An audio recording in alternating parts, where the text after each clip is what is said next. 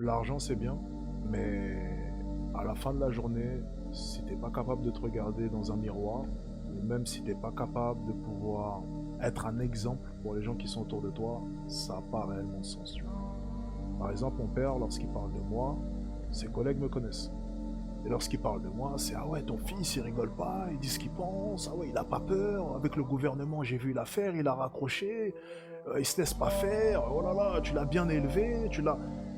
Tu vois, c'est ah ouais, ton fils, c'est quelqu'un. Je suis un exemple. Tu vois, quand on parle de moi, on parle. Oh, putain, Alexis Jens, lui, ouais, lui, il rigole pas. Donc, il y a un respect, tu comprends? Moi, la question que j'aimerais te poser, c'est putain, demain, si j'étais devenu riche grâce à ça, mes parents auraient dit quoi?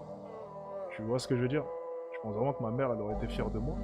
C'est le regard de mes parents, tu vois. C'est ça la chose la plus importante.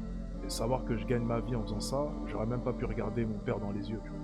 Je leur ai dit quoi? À la fin de la journée, peu importe les millions que tu me donnes, si je peux même pas regarder ma mère dans les yeux parce que je sais que je suis à l'encontre même de ses valeurs, ça n'a pas de prix.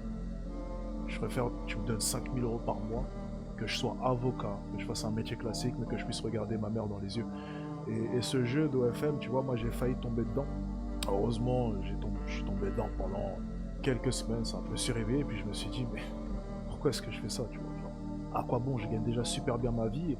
J'étais arrivé à un moment de ma vie, tu vois, j'étais devenu riche, hein, littéralement, et on me propose une opportunité pour faire encore plus d'argent.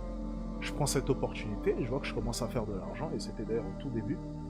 Et au bout d'un moment, tu te poses et puis tu te dis, attends, putain, déjà j'ai la chance. J'étais au Bourg d'Aman ce jour-là. J'étais au Bourg d'Aman, j'étais dans mon balcon.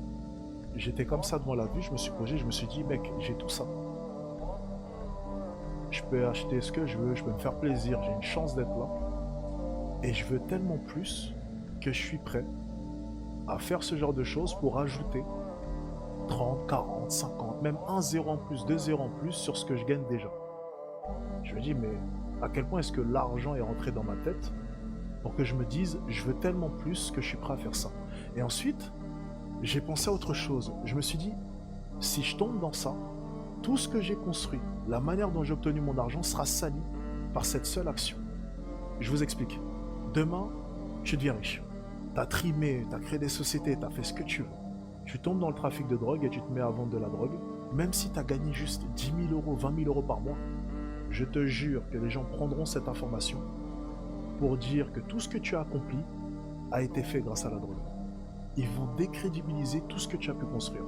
Et tu vois, j'ai pris un pas de recul et je me suis dit, est-ce que je vais réellement salir toutes les années de charbon que j'ai passées à faire du business, à essayer de coacher les gens. Lorsque je sortais dans la rue, j'allais coacher les mecs pour 350 €. Je me cassais le cul, mec. Dans le soleil, dans le froid, je prenais les gars. Je disais, allez, viens, on va draguer, vas-y, essaye de faire ci, essaye de mieux le faire, essaye nanani. Quand j'ai créé ma putain d'école, j'ai ramené les étudiants. Quand j'ai changé la vie des mecs, est-ce que je vais prendre tout ça, je vais chier dessus, je peux prendre des putes et les mettre sur internet? Et là, je me suis dit, j'ai pas besoin de cet argent. C'est pas du bon argent. Tu peux me donner l'argent que tu veux, je prendrai pas. Et j'ai décalé ce business sur le côté. Et tu vois, ça, c'est le genre de décision, il n'y a qu'un vrai homme qui peut le prendre.